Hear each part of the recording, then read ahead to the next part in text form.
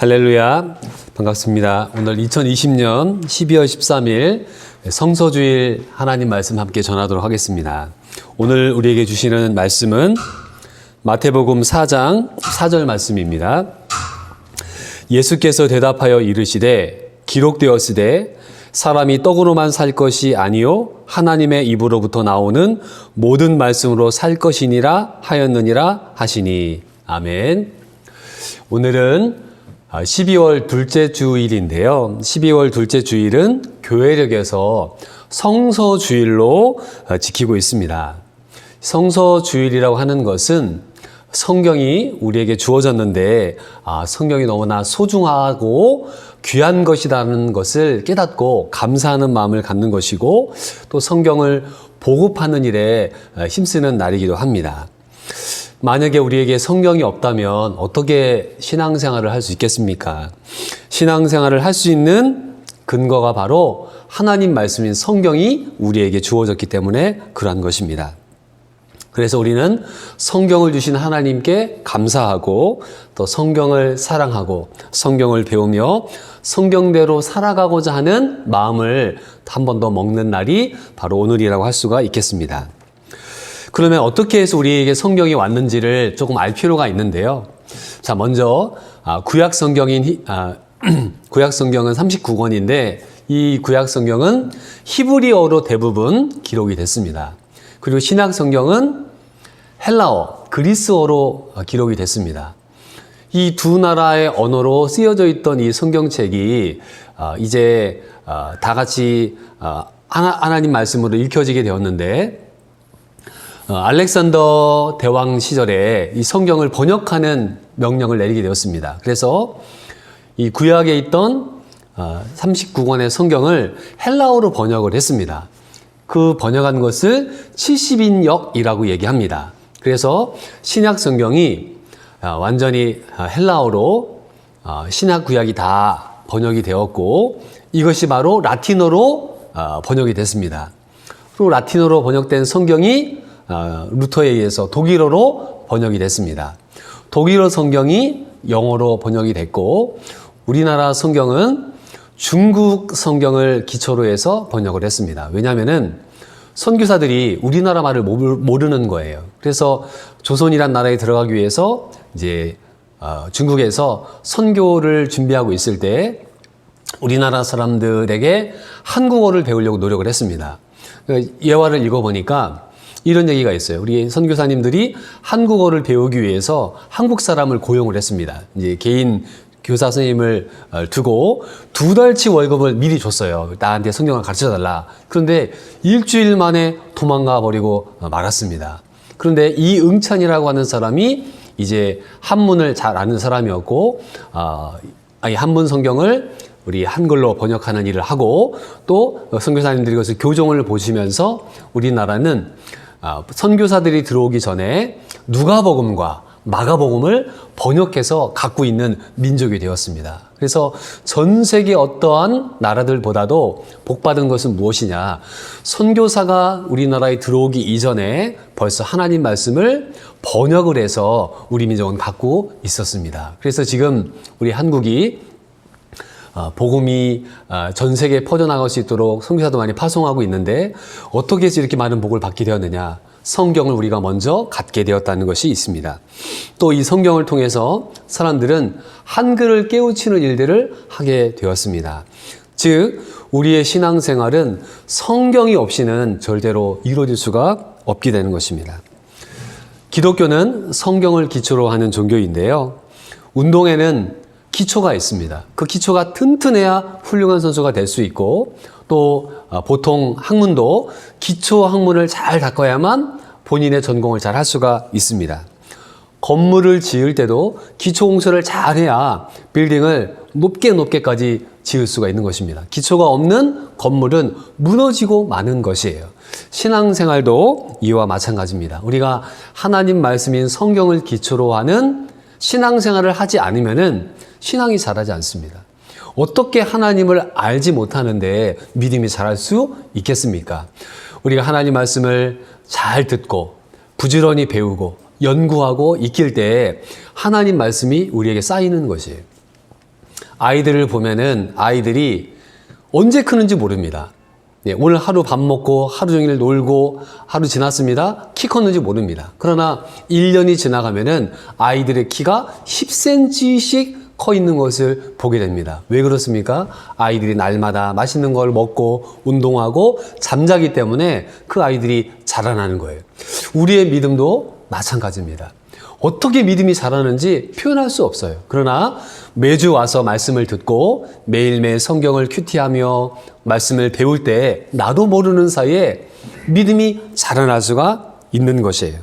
만약에 우리가 성경을 기초로 신앙생활하지 않는다면은 신비주의에 빠지게 됩니다. 그래서 누구누구의 음성을 들었다, 또 하나님의 계시를 받았다, 그것이 누구의 계신지도 모를 때가 얼마나 많습니까? 또 기복신앙에 빠지게 됩니다. 기복신앙이라는 것은 하나님이 원하시는 말씀대로 순종하는 자에게 주시는 복이 아니라 삶은 필요 없고 오직 복만을 추구하는 이 샤머니즘 같은 믿음을 갖게 될 수도 있기 때문에 그런 것입니다. 사랑하는 성도 여러분, 그렇기 때문에 우리는 하나님 말씀을 기초로 해서 신앙생활을 해야 됩니다.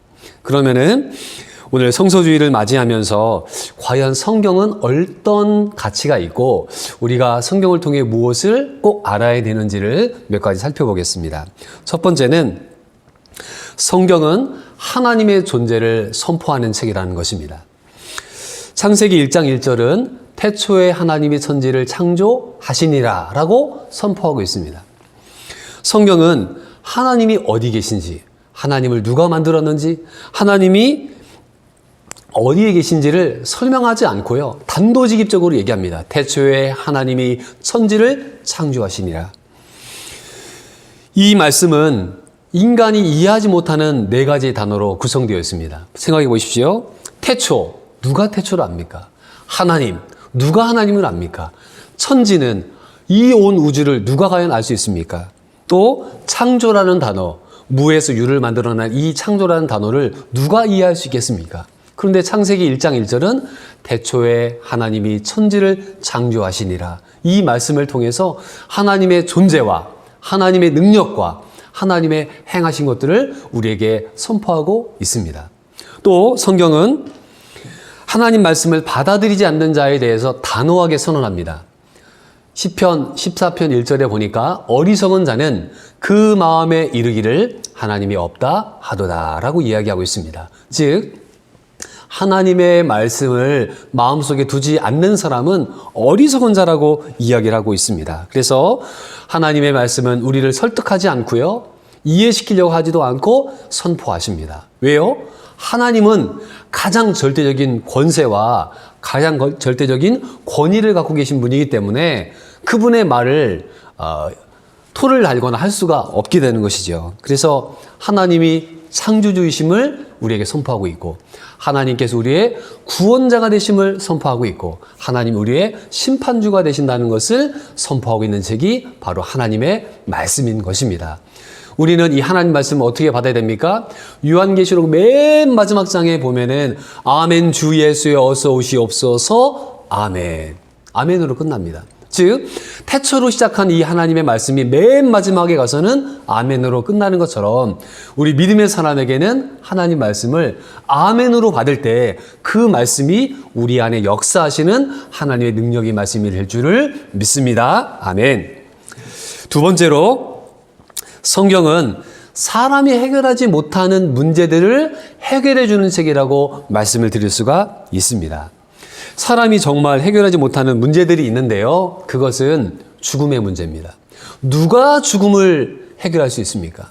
아무리 좋은 약을 먹고, 아무리 좋은 비타민을 먹고, 아무리 좋은 수술을 받는다 할지라도 인간은 태어남과 동시에 죽음을 향해 가고 있는 것입니다. 그 죽음 이후의 세계인 천국과 지옥을 누가 얘기할 수 있겠습니까? 철학자가, 과학자가, 문학가가 이야기할 수 없습니다. 왜요? 그들이 경험하지 못했기 때문에 그러한 것입니다.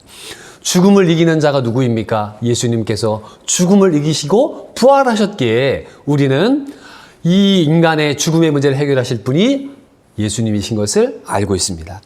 누가 지옥에 대해 이야기할 수 있겠습니까? 천국에 대해서 이야기할 수 있겠습니까? 물론 시중에는 천국에 갔다 온 사람들의 간증집이 있습니다. 저도 그분들의 간증을 들어봤습니다. 그러나 그것을 증명할 길이 없는 것이에요. 반면에 성경은 예수님께서 천국과 지옥에 대해서 얼마나 많이 강조하셨는지 모릅니다. 왜요? 그분이 그 모든 것을 만드신 분이기 때문에 그러한 것입니다. 성경이 사람이 절대로 풀 수 없고 절대로 알 수 없고 설명할 수 없는 것들을 말해주는 유일한 책이기 때문에 우리는 성경을 하나님 말씀으로 받아들이는 것입니다. 왜냐하면 성경의 저자가 인간이 아니라 바로 하나님이시기 때문에 그러한 것입니다. 비록 사람이 성경을 썼지요. 그러나 우리가 하나님의 감동으로 된 것을 우리가 믿음으로 받아들입니다. 모든 성경은 하나님의 감동으로 이루어졌다. 그래서 각자 직업이 있습니다. 왕도 있고 학자도 있고 선지자도 있고 또 역사가들도 있었습니다. 그 모든 사람들을 하나님께서 성령으로 감동케 해주셔서 공통적인 관점을 가지고서 성경을 배우게끔 만들어 놓으셨다라고 우리는 보게 됩니다. 그렇기 때문에 성경은 우리에게 지혜를 줍니다. 이 세상을 살아갈 때 얼마나 많은 지혜가 필요합니까? 그 지혜의 근원이 어디 있느냐? 성경에 있는 것입니다. 세 번째로 성경은 하나님의 사랑과 하나님의 정의를 우리에게 알려주는 책입니다. 창세기부터 요한계시록까지 성경의 핵심은 하나님이 사람들을 사랑하신다는 이야기예요. 그래서 인간들을 사랑하시기 때문에 에덴 동산을 만들어 놓으셨고 또 이스라엘 백성을 택하여서 모든 민족이 하나님을 알게끔 만들어 놓았습니다. 요한복음 3장 16절 말씀에 하나님이 세상을 이처럼 사랑하사 독생자를 주셨으니 이는 그를 믿는 자마다 멸망하지 않고 영생을 얻게 하려 하심이라 라고 이야기했습니다. 하나님이 우리를 너무나 사랑하신다는 이야기가 성경의 주제인 것입니다. 그래서 하나님이 인간을 향한 끝없는 사랑, 그 사랑의 이야기가 바로 성경의 이야기인 것입니다. 하나님의 사랑은 사람을 살리는 신비이고요. 하나님의 사랑을 깨닫는 사람이야말로 삶의 진정한 목적과 이유를 찾은 사람이라고 할 수가 있습니다. 우리는 전자제품을 사용을 하죠. 컴퓨터, 냉장고, 텔레비전, 또 모든 이 오디오 시설들, 이 모든 것들이 다 전기로 움직입니다. 만약에 전기가 끊어졌다. 그러면은 핸드폰도 못 쓰고 컴퓨터도 못 쓰고 노트북도 못 쓰고 밥솥이건 우리가 쓸 수 있는 이 전자제품들은 다 고철덩어리가 되고 마는 것입니다. 그와 마찬가지로 하나님의 은혜를 체험하지 않은 사람은 그 사람의 가치가 없는 것이에요. 무익한 존재가 되고 마는 것입니다. 왜냐하면은 어떤 사람이 있는데 높은 관직을 가졌다고 칩시다. 예를 들어서 대통령이 되고 장관이 되고 국회의원이 되고 시장이 됐다고 칩시다. 그러나 그 사람이 자기의 부모님께 효도하지 않고 자기 부모님을 무시한다고 하면은 사람들이 그 사람을 어떻게 보겠습니까? 아유, 정말 말도 안 되는 사람이라 하겠죠. 그와 마찬가지로 우리는 하나님의 피조물인데 하나님을 우리가 찾지 않고 하나님을 높이지 않는다면은 그 인간의 가치가 잘못되어 있는 거라고 말씀드릴 수가 있게 되는 것입니다. 그래서 성경은 우리에게 하나님의 사랑을 전달해 주는 책이고 그 하나님의 사랑을 마음속에 깨닫고 하나님의 은혜를 깨닫는 사람들이 이제 하나님의 자녀가 되는 것입니다. 그래서 하나님의 사랑을 성경은 증거하고 있고요. 또 한 가지는 하나님의 정의를 선포하고 있습니다. 자, 죄로 인해서 사람들은 에덴 동산에서 쫓겨나게 되었고 끊임없는 하나님과의 관계가 끊어지게 되었습니다. 구약에서는 제사를 드렸죠. 하나님께 제물을 가지고 나왔습니다. 그 제물은 영원히 우리의 죄를 용서해 주지 못해요. 그래서 예수님께서 이 땅에 오셨습니다. 말씀이 육신이 되어 우리 가운데 거하심에 우리가 보니 하나님의 영광이 충만하더라. 말씀이 육신이 되어 이 땅에 오신 것이 성육신인데 바로 하나님이 인간의 몸을 입고 이 땅에 오신 것이 바로 성탄절인 것입니다. 그래서 성서주의를 우리가 12월 달에 두고 있으면서 말씀이 육신이 되어 우리 가운데 임하신 예수님을 기억하고 있는 것입니다. 사랑하는 성도 여러분, 우리는 하나님의 사랑을 알고 있지만 하나님의 정의도 알고 있으셔야 돼요. 왜냐하면 인간의 죄는 인간 스스로가 해결하지 못합니다. 결국에 죄 없는 인간이 필요한데 그분이 바로 누굽니까? 예수 그리스도 우리의 주님인 것입니다. 그래서 주님께서 우리의 죄를 위해 십자가에서 못 박혀 죽으심고 부활하신 것을 믿는 자들에게는 하나님의 자녀가 되는 권세를 주셨다고 이야기하고 있습니다. 대신에 하나님의 아들을 믿지 않는 자들에게는 하나님의 심판이 있다고 성경은 말씀하고 있습니다.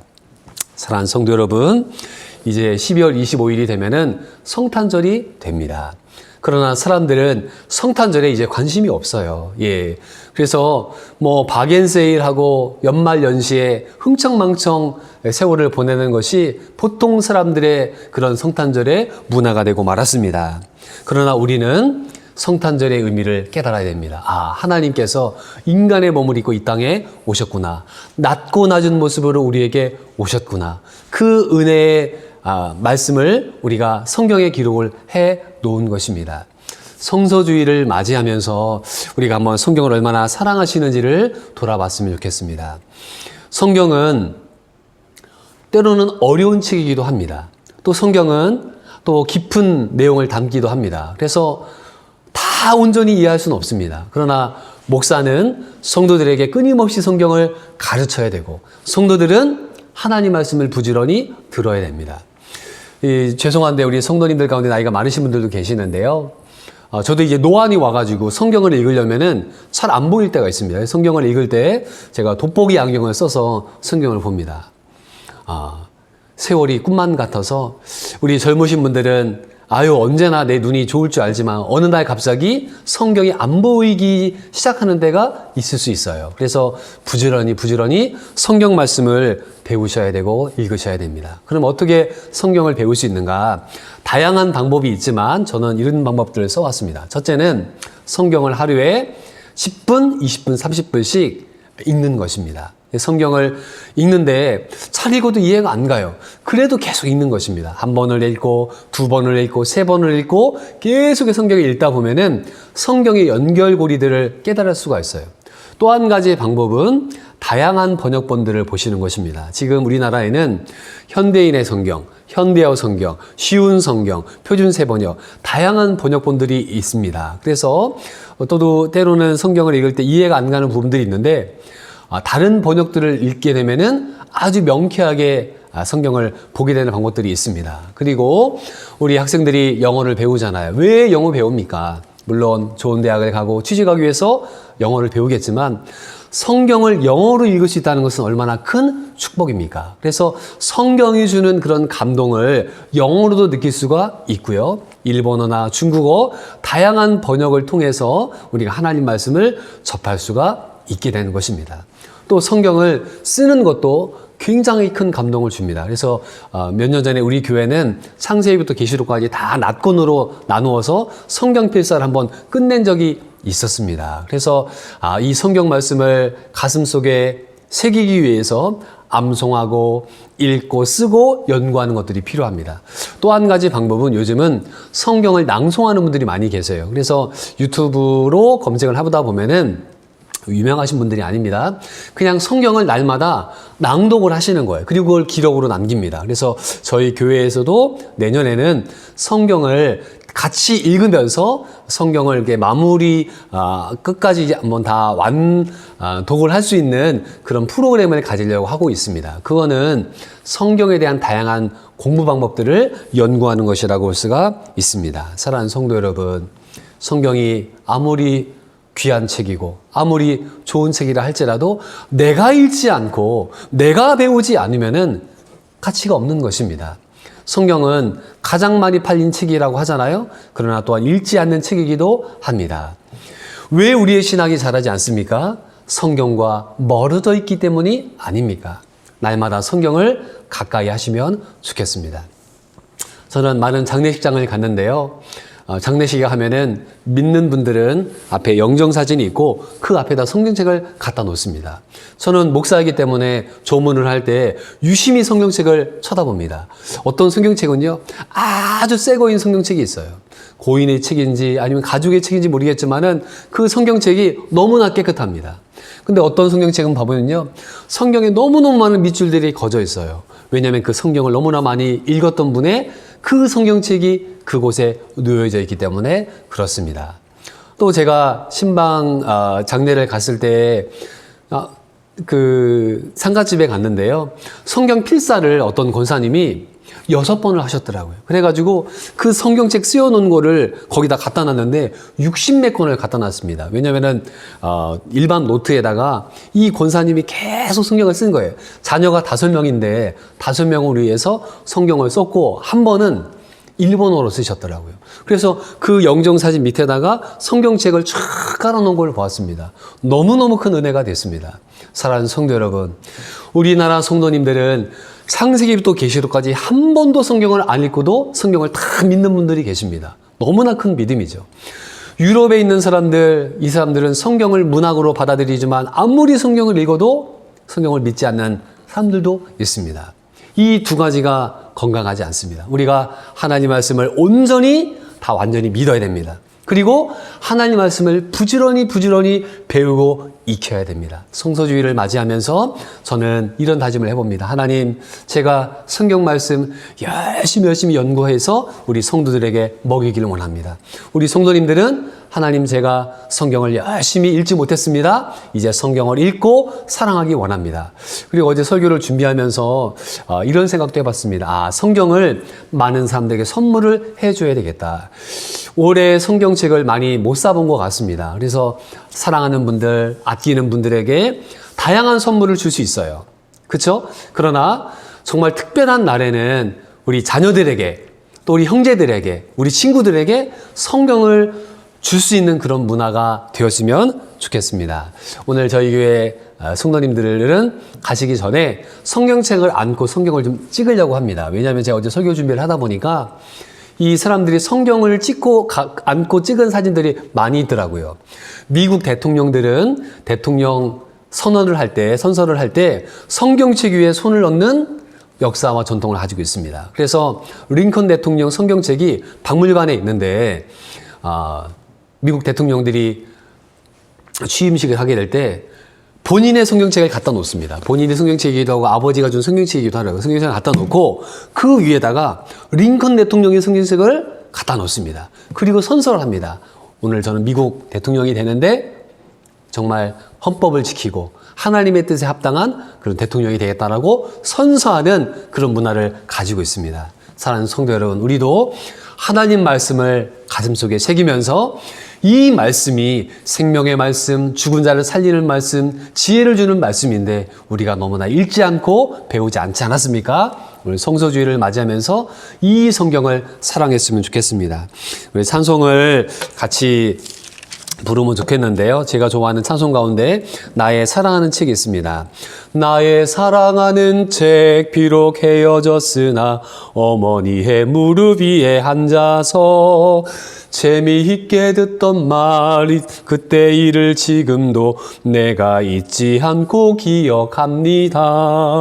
귀하고 귀하다 우리 어머니가 들려주시던 재미있게 듣던 말이 책 중에 있으니 이 성경심이 사랑합니다. 이 성경심이 사랑합니다. 온 인류를 위해 우리에게 주신 이 귀한 성경책이 저의 삶을 바꿔놓으시고 우리 성도님들의 삶을 바꿔놓으시는 생명의 책이 되기를 원하고 아무쪼록 누구보다도 성경을 사랑하고 하나님 말씀대로 순종하며 살아서 하나님의 복을 받아 누리는 우리 모든 성도님들 되시기를 주님의 이름으로 축원드립니다. 아멘. 기도하겠습니다.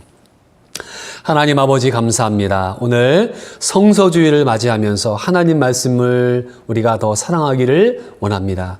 하나님 말씀이 우리에게 선포되어져 가고 또 하나님 말씀이 우리 심령을 변화시키고 이 하나님 말씀이 우리에게 이해할 수 없는 것들을 이해하게 해주고 또 이 하나님 말씀을 통해 우리의 삶을 변화시키시는 하나님 은혜를 깨닫는 자 되기를 원합니다. 주님, 성경을 사랑하며 말씀대로 순종하는 하나님 백성들 되게 하옵소서. 성탄절이 다가옵니다. 말씀이 육신이 되어 이 땅에 오신 예수님을 기억하며 감사 감격하는 마음으로 살게 해주시고, 지금 코로나19 바이러스로 말미암아 예배하기 어렵고 같이 모이기 어렵지만 각 처소에서 하나님을 찬양하며 예배하고 하나님을 높이며 말씀 중심으로 사랑하는 우리 모든 성도들 되게 하여 주시옵소서. 예수님의 이름으로 기도드리옵나이다. 아멘.